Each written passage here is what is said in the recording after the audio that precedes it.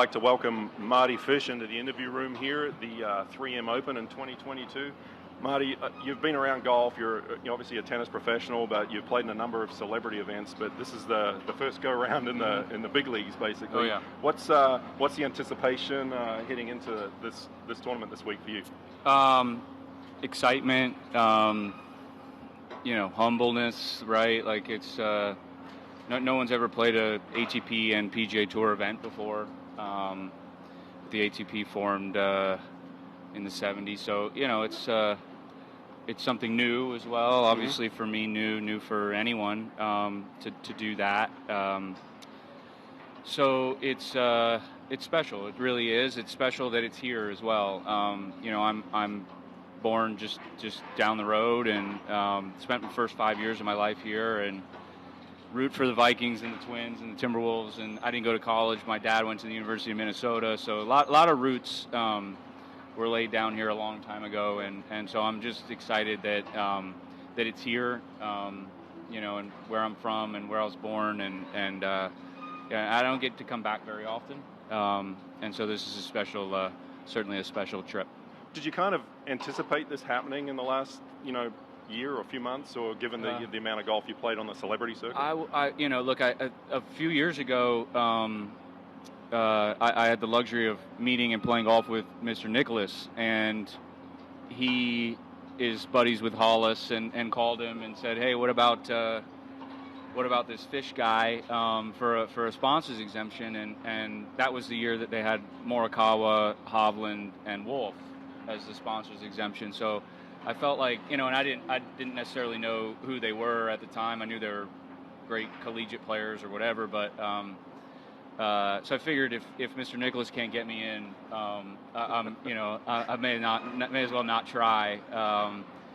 And we revisited it this year, and Kyle Rudolph, who played for the Vikings and is a 3M ambassador, was a huge part of talking to Hollis and Mike and Katie and the rest of the crew, and got me over the edge, and I couldn't be more humbled and excited. Great. We'll take some questions if you want to get a mic, and we'll go with Jerry. Just how different do you expect it to be teeing it up nerves-wise against these guys versus celebrity tournaments? Yeah, a little different probably. I get the difference for me with pressure, stress in golf and tennis was in tennis I was really a basket case before matches. Once they called my name or once I walked out on the court, I felt great. Everyone's different. That was me. I remember playing a match at Wimbledon, and it was maybe fourth round or quarterfinals, and I looked over at my opponent. It was an hour before our match, and my opponent was asleep, taking a nap on one of the training tables. So I was the opposite of that. In golf, I get a little nervous on that first sort of swing or the first kind of birdie. You sort of free up to make a birdie or a double bogey kind of thing, and you can kind of relax a little bit. So I anticipate it's no similar than something like that. And golf is obviously so technical in terms of your swing and stuff that when it's a little off or the nerves are on and your swing's a little off can really throw you. So it'll be a new experience for sure. You can ask me on Thursday after the round how that was. Go ahead. I know you're a really competitive guy. Like, how do you balance the happy to be here with? I'm sure at some point it's going to be like, I want to do really, really well. Oh, no doubt. Yeah. No. Look, I certainly don't expect to compete to win the tournament necessarily, but making the cut is something that I'm eyeing big time. I look at some of the scores of the past, and I don't know. It seems fairly doable score-wise, but then you got to get out there and actually play. And I'm confident in my game. I know I can. I've worked really hard to get during the past couple months to kind of get myself into this type of golf shape. Long irons into par fours and long holes and stuff like that. So you can only rely on that. And I've played golf my whole life, ever since I could stand. And so, you're just hitting a little white ball around. I don't have to run after it or anything like that. So it's it's right there in front of you. And so yeah, it's a great question, right? Like, how do you enjoy it and not play well, or how do you enjoy it and play great? You know, it's difficult to kind of compartmentalize like that. I hope I do. You know, I know I do leading up to it for sure. But once the tournament starts, you'll kind of jump back into that mode and think that you're as good as these guys out here, and I'm sure that's what I'll do. Do you have a question? Yeah, we'll just get your microphone first. Just 1 second. There you go. Thank you. So this is kind of a Minnesota question. So when you're out in Tahoe, there's you, there's Adam Thielen, there's a bunch of Minnesotans kind of atop the leaderboard. Then you come here. What makes it so special? I know we're littered with golf courses here, but golf and Minnesota athletes really go together across all sports. It's kind of special that way, isn't it? We had a lot of, we had Adam was there, Joe was there, Joe Mauer was there, TJ Oshie was there, Larry was there, Fitzgerald. I tried a couple years ago, I tried to get like all of us in like a picture, like let's all kind of meet in the lobby and just take a quick picture or something like that. And it didn't really, it's kind of hard to wrangle these guys up like that. It was more, I thought it was more special maybe than they did, since I was probably more of a fan of theirs than they are of mine. But I've gotten to know those guys really well over the years. Adam especially. We're great friends now, and Kyle as well. Kyle Rudolph usually plays there too. I know he's not from here, but it feels like he's a Minnesotan. They're all great. They're all Minnesota nice. So we're represented well out there for sure. Marty, you mentioned Mr. Nicholas earlier, and there was a recent article that said something along the lines of you were playing with him at the Bears Club, and he's like, Marty, you're 40 years old, and you hit it as good as that, and it's the best I've seen anybody non-professional do that. Why are you not, why are you not out there trying? Did that lead to something? Or I think he needs to watch. I don't think he watches that much amateur golf. Maybe first of all, I did play really well when I was lucky enough to play with him, but I do understand and know what it takes to play at a high level in an individual sport, and I simply don't have the hours anymore, nor do I want to. I dedicated my life to tennis, started playing tournaments when I was 6, retired when I was 32 years old, so that's a long time to do anything, and I sacrificed everything. I didn't finish high school. I didn't go to college. I was traveling, playing tennis and training, and and then it's you sort of grow up a little bit and learn that fitness is as important as being good at the game, and so I relied a lot on taking all the variables out and dedicating myself to fitness and what it took, discipline and dedication and professionalism and all that stuff when I was a little bit older. And so I just dedicated my life, my lifestyle to to that sport. And so again, I know what it takes to do that. And I don't want to do that anymore. So if we see you perform really well and maybe above your expectations this week, does that change that, or are you hard and fast a realist? I don't think so. Look, I work in finance world. I do a lot of play a lot of those celebrity golf events and stuff. I've got 2 young kids at home and a wife that sacrificed her sort of 30s at least for me. So we're out in LA and maybe we'll revisit that. Maybe if I'd love to revisit that, but maybe safe. So I know you have a group of fans when you play tennis, the fish heads that traveled with you. So we'll see any of them out here this week. I hope so. I played yesterday with Mike, the kind of the Ernst & Young CEO, and he said he had 800 people that if we won the Pro-Am, he'd get all 800 out on Thursday or Friday to wear the fish head. We didn't win the Pro-Am, but I'm hoping to get a few friends out there. Hopefully a few Minnesotans out there that'll be rooting for me. Excellent. Take it home.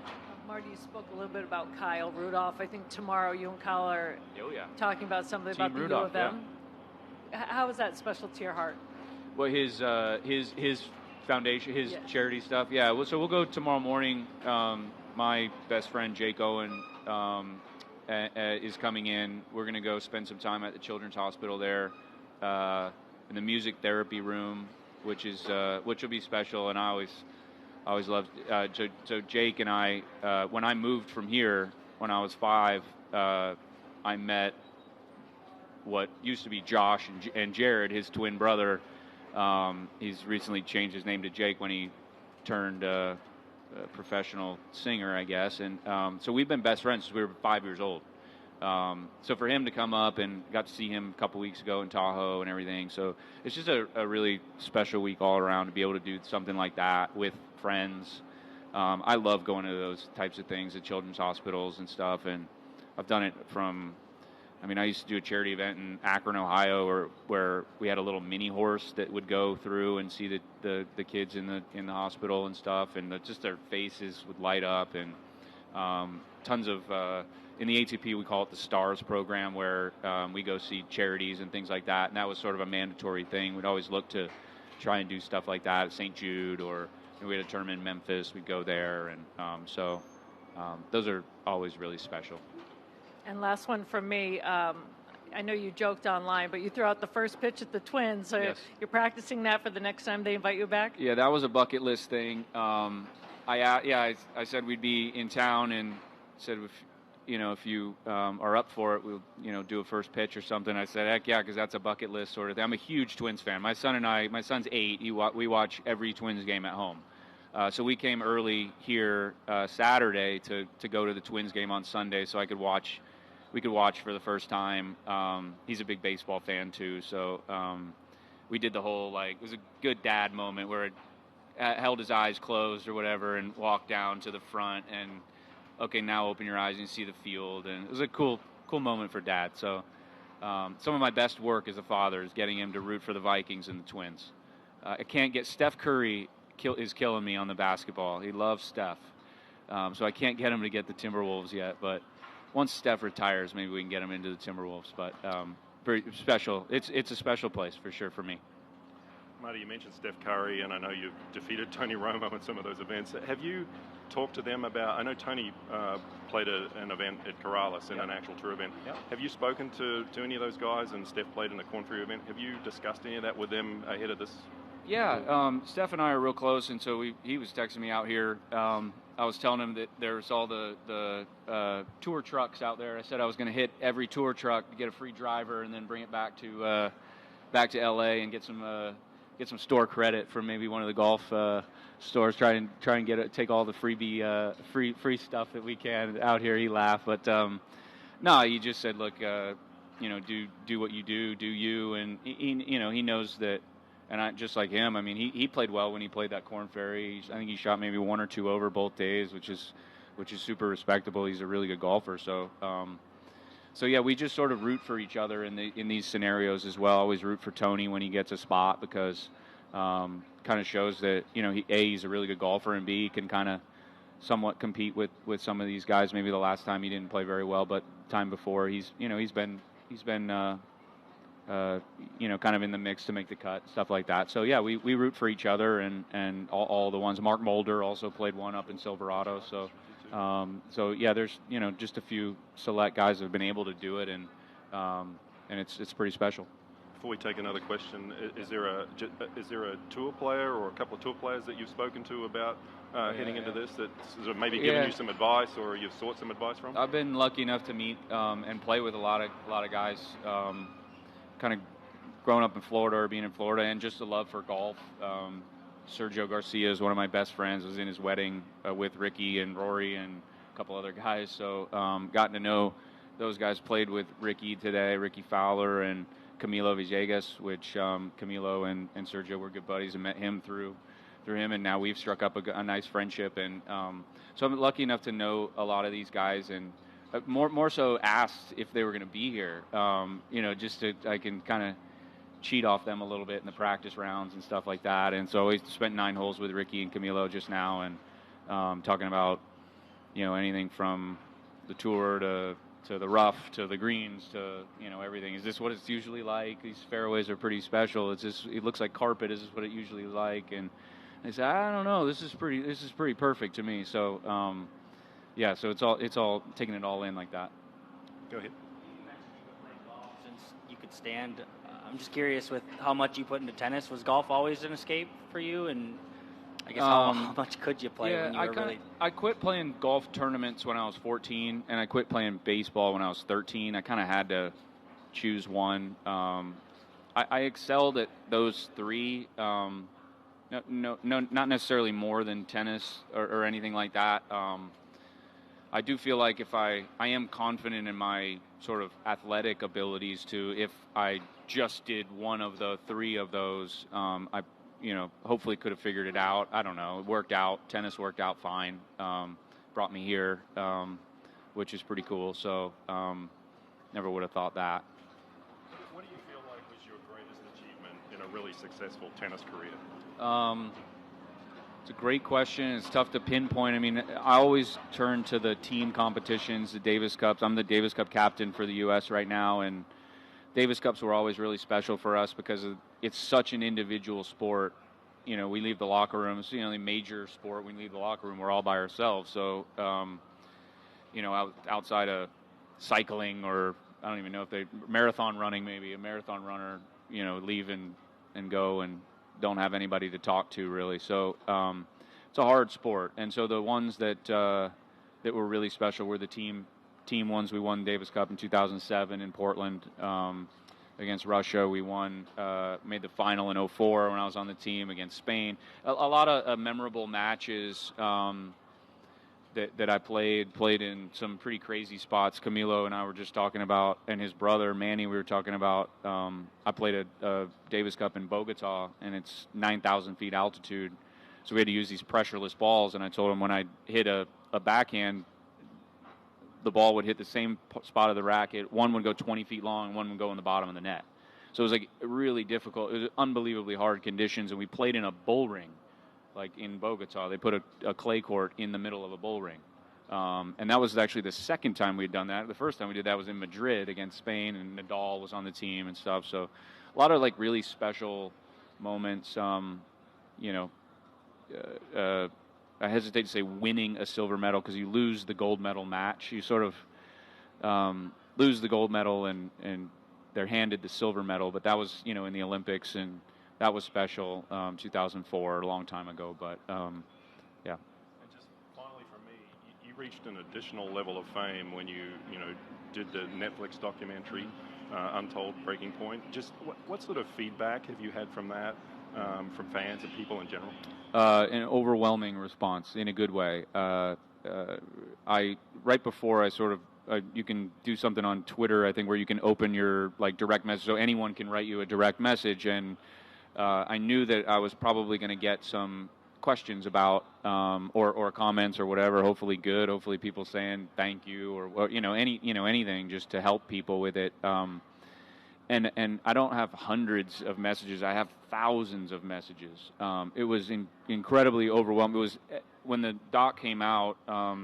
Every day I had 50 messages from individuals that would say, thank you, I felt the same way, and I wasn't able to tell my wife, and now I am, and I have the confidence to be able to do it because I don't feel like I'm alone.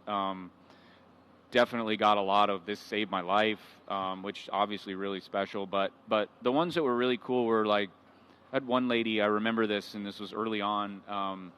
She said she was having a really hard time getting up in front of her coworkers to give the presentation that she was supposed to give from her boss was making her do, and she was postponing it, and she watched the doc and said right after she immediately called her boss and said, I'll do it tomorrow. And so it was just kind of a cool moment there, that people have taken that, and it's shown people, it's given people a success story, because I feel great now. It'll always be a part of my life, but I feel great. It's a daily sort of battle, and I win every day, and these people out there win every day, and they'll understand that they're not alone, and it's trying to educate people on the kind of the severity of mental health and the importance of mental health.